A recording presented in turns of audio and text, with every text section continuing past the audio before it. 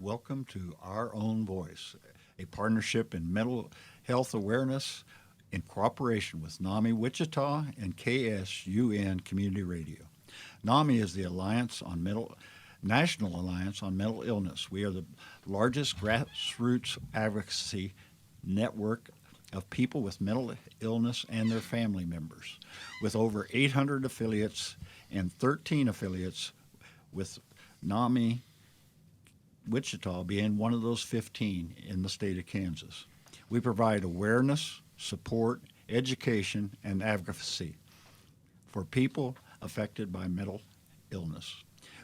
Our purpose here is to provide a community conversation on KSUN radio that gives insight into what it's like to live with mental illness.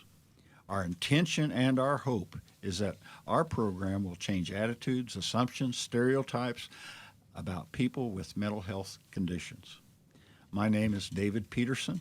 I'm pleased and proud to be the host today, and I am a person that has a son that has a mental illness.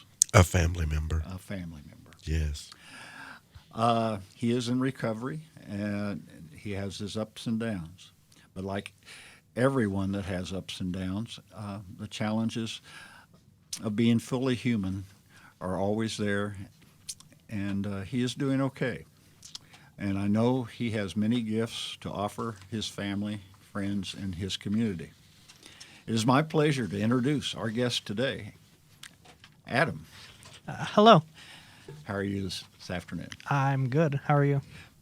Very good. And you are from Washington State?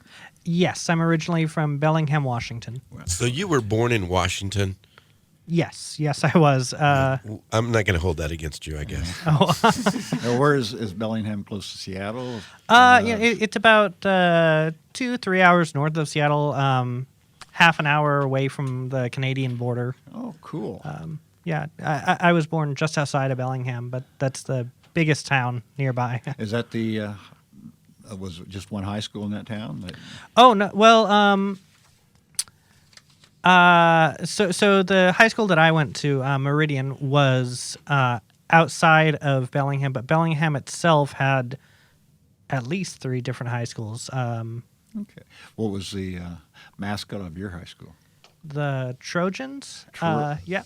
Trojans. All right. Okay, well, Like let's the move along on city of that. Okay, Adam. I appreciate you being here today. I've known you for a little bit. We met up in Topeka, our first meeting, I think, when we were up there for Advocacy Day. Yeah, we got lost a little bit. Yes, we got lost. That was my fault. So that's how you became friends? I see. We were going to see a representative or a senator, I can't remember which, and I got us on the wrong floor, I believe. But we figured out and we got there. And so the question is, who made you the leader? That's a good question. Is that where you became the leader by default? I think it was. By no fault of your own? Exactly. But you were with the Breakthrough Club that day, Yes. if I remember right. Yeah, So, I'd driven in the night before with them. oh, super. So you've been with the Breakthrough Club for how long now? I've been involved about since the beginning of the year. Technically, I've been a member closer to 3 years.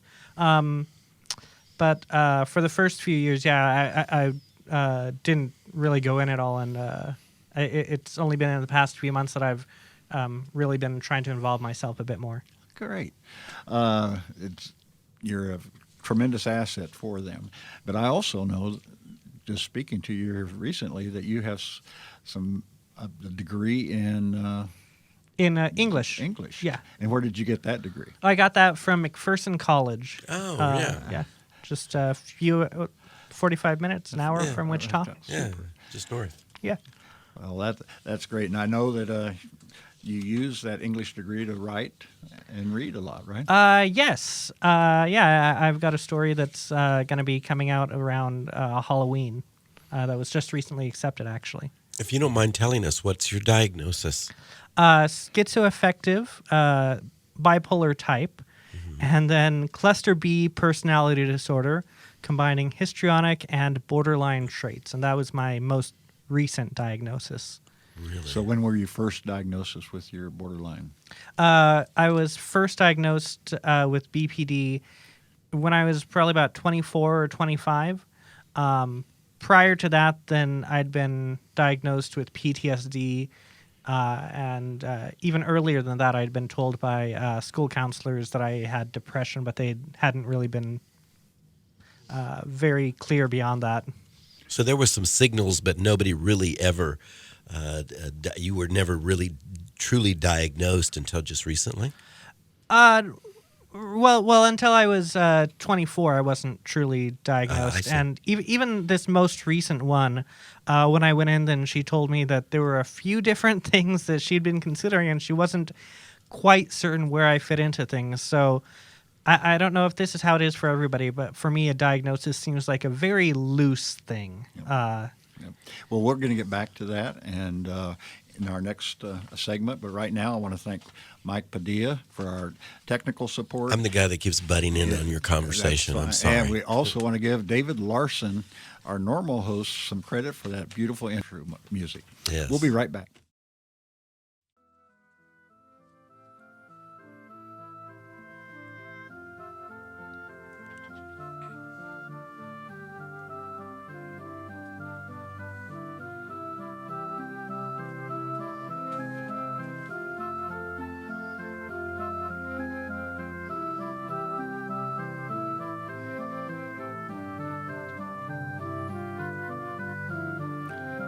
Welcome back to Our Own Voice, a partnership in mental health awareness in cooperation with NAMI Wichita and KSUN Community Radio.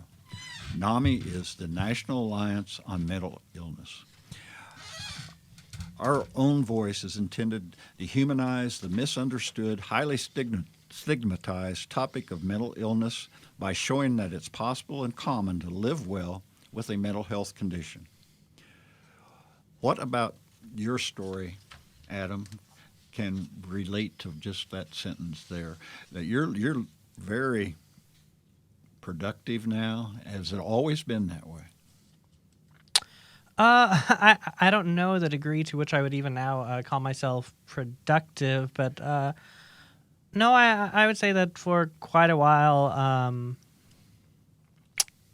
I've always been very good at being productive in spurts, and it's always the difficult thing has been a matter. It's been a matter of monopolizing on those spurts and not getting too far down in between. Right. Yeah, I think you mentioned in the previous segment that you have several diagnoses. Yes. And one of those is post-traumatic stress, and you developed that when and. During my childhood. So PTSD, it was one of my first real diagnoses, and that quickly became borderline personality disorder, which is very similar to PTSD, except that it starts in early childhood and becomes part of the personality.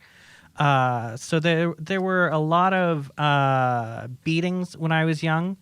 Honestly, I don't remember any one particular time. I could give you an overview of the kind of thing it was, but it just kind of all melds into a pattern instead of remembering any one particular time it happened. Okay. How did you react to those situations? Were you have to be hospitalized, or was your... No. I mean, my father was always very careful to never leave any type of bruise. Because if there is a bruise, then that's when CPS or whoever can come in and say, okay, now this actually qualifies as child abuse. So he was always very good at finding the line in between what legally and morally qualified as child abuse. Well, it's traumatic just talking about it. It is, definitely. And it's. I'm very proud of that you've taken the steps to help yourself recover. And speaking of recovery, have you recovered? Was it just all medication, or was there? I don't take medication. No. Okay. I tried that a few times. I'm not really convinced that that medication is quite as good as most people say, especially in the long term. Right now, I'm trying a ketogenic diet, which is seeming to actually help surprisingly well. I did not expect it to. And so you've gone the holistic method then. Yes, yeah, I would say so. I meditate quite a bit as well. I've been trying to do yoga, but any type of physical activity is, well, that's where I really run into For difficulties. some reason, I equate yoga to pretzels. I don't know what to tell you about that. That's actually pretty much how it you feels know. sometimes. Well, exactly. You go tie yourself into a pretzel knot, and then and when you're untied, tell us how you feel afterwards. I used to take yoga, and I felt like a steel beam in a room full of rubber bands. Really? So I gave Well, it up. that's why you're so rigid now.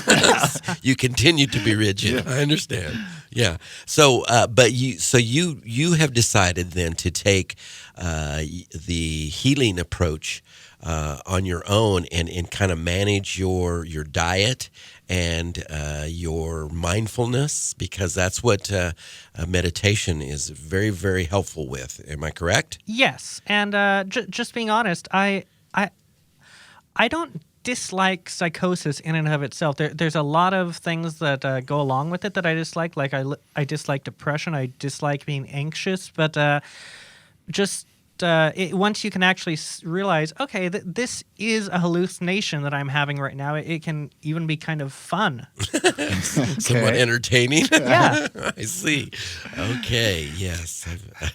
Well, That's a really good way to look at it, isn't it? You know? and I appreciate your honesty with sharing that Exactly. with us. Exactly. Because there are people who are fearful, very fearful of medication in that situation. But I think that as long as you're trying to make a difference in your ability to interact with other people, then Godspeed. That's what you need to do. Yeah. It's excellent. If it's working for you, Yeah, that's, exactly. That's the key. Because no two people are exactly alike. Everybody's different. But this is our own voice on KSUN Community Radio.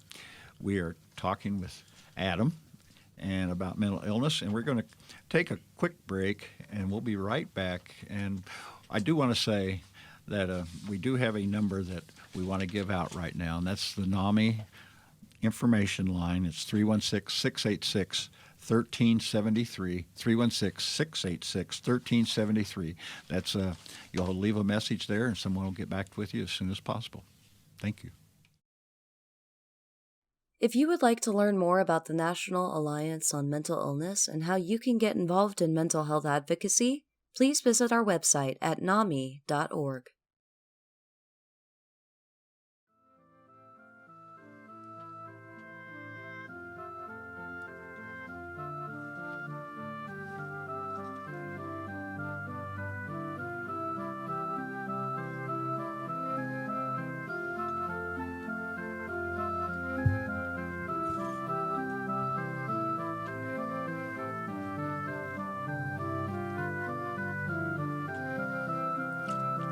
Welcome back to Our Own Voice, a partnership in mental health awareness in cooperation with NAMI Wichita and KSUN Community Radio. NAMI is the National Alliance on Mental Illness. And just before we took the break, I mentioned the number 316-686-1373, and that's the local NAMI number, and we will get back with you as soon as we can. You leave a message, and we will call you back. And I encourage you to call. We have so many support groups and classes that most people that I've talked to really get a major benefit from. And not just if you have a family member that has a mental illness, that's what I am. And we have what we call the family-to-family class. And we have family support groups. Because a lot of times the family member the person that has the mental illness is going maybe through a crisis, but we sometimes forget the family is also going through that same crisis. And we can be a benefit maybe by giving you the support and giving you some education on that particular mental illness. But right now we have Adam here, and we were talking earlier, Adam, that you have a book coming out. And- Or a story that's going Story. to be in a e-zine. a lot less exciting. Well, it sounds exciting to me, but you're hoping to have it out in October. Yes. When is it? It's going to publish then? Yeah, so the e-zine that it's going to be in, they said that it's going to be in the Halloween edition.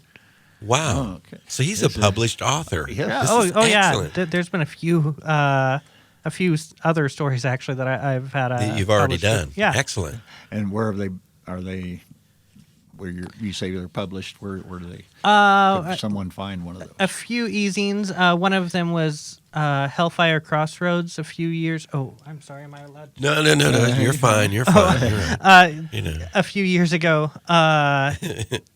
Let's see. Yeah, it was mostly horror stories and that type of thing. But Is that the type of writing that you gravitate towards? yeah, Suspense? that and magical And- realism type of thing. Okay. So fantasy maybe? Kind of. Fantasy maybe. is a little bit. Okay. Like it's kind of out there. Yeah. Okay. But and so, do you continuously write in your head? No, not really. So then I make stuff up in my head, but I don't know if Well- that's the same thing. well, no, I would think it is. Kind of. Kind of, yeah. I mean, you know, because I'm a musician and I write songs, and I will take that inspiration from a lot of different situations. And where does your inspiration come from? Have you ever written Wow. about things that happened when you were a child? Yes. Do you think that hasn't had an effect on you in the way that you write? Yes, very much so. Most of what I write, I try to imagine what it's like for this particular character within their own particular mind, and I assume that the reality that exists around them isn't necessarily a matter of what actually physically exists, but it's a matter of what they imagine to actually be real. But that's such a really, really good mental exercise to go through, don't you think? Yeah, I guess so. It just it's I guess it's very natural for me. But Yeah, well, but what's natural for you and is good for you, it may not be for other people. But I think that's exciting that you're a writer and that you do that. And that kind of leads into what I was going to ask next is to try to help our listeners understand that a person living with a mental health condition can hope for a brighter future. And it looks like you found your ways. What words of hope can you share to help people, not just necessarily your path, but what is available out there? I'm a very big believer in the idea of neurodiversity beyond just mental illness. I think that people have minds or brains, whatever it is, that function in a unique way from person to person. And I think that instead of trying to fit into the prearranged slots, that you should try to look at yourself and see things that might be conventional weaknesses as a kind of strength. Fantastic. I think more people need to look at it that way. And that's something that all of us can look at and see that all of us have our maybe weaknesses, but maybe we can turn them into that strength. Now, you're an avid breakthrough person. Is that correct? Do you do a lot of down there? I do a little bit down there, yeah. I've been going in a few times every week so far. Okay. I've been getting more involved with the young adults there. Fantastic. We'll talk about that when we come back. And this is our own voice on KSUN Radio. And we're talking with Adam. We'll be right back.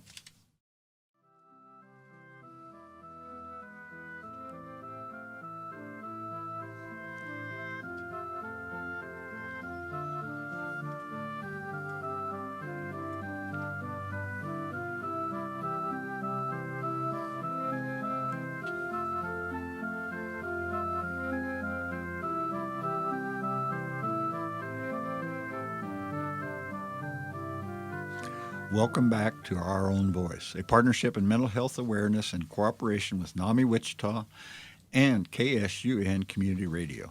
NAMI is the National Alliance on Mental Illness, and we're speaking with Adam here, and we were just, on our last segment, I think we ended up ending up by saying that you are involved at Breakthrough. And so what are some of the things you do down there?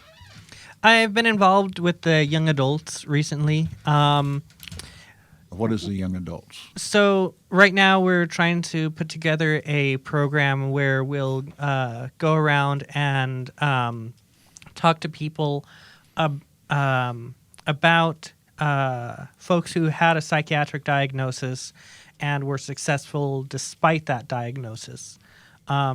It's still kind of in the planning phase, but hopefully by this summer or toward the beginning of next school year, we'll be able to roll that out a bit. Yeah.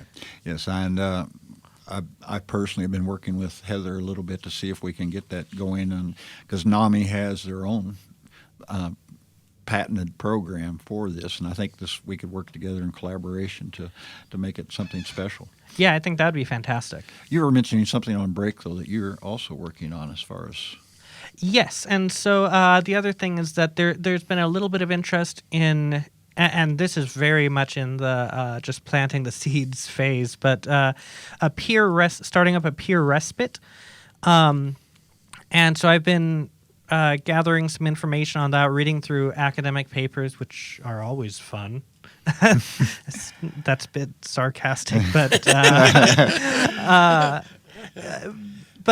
peer respite. But you're an English major, though. Yeah, that's right. Oh, yes, but I read We poems. know you know how to read. I can tell you the difference between a Shakespearean and a Petrarchan sonnet.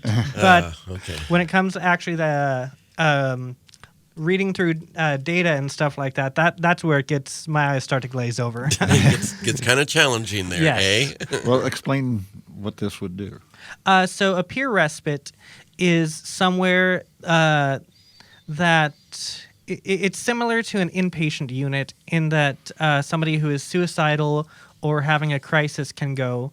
But unlike psychiatric hospitals, it's run by people who have been through something like that themselves. And so it's a much more democratic type of setup. You can go and leave when you want to. It's not like you have to get a doctor's permission or something like that. And there aren't a psychiatrist or anybody like that deciding what you have to do every second that you're there. So is this something that's active in other communities? Oh, yes. If you go to peerrespite.net, then you can find a list of a bunch of them in quite a few different states. Most recently, the state of Oregon, there's some Republican legislators at the state level who are trying to start one up. It's very...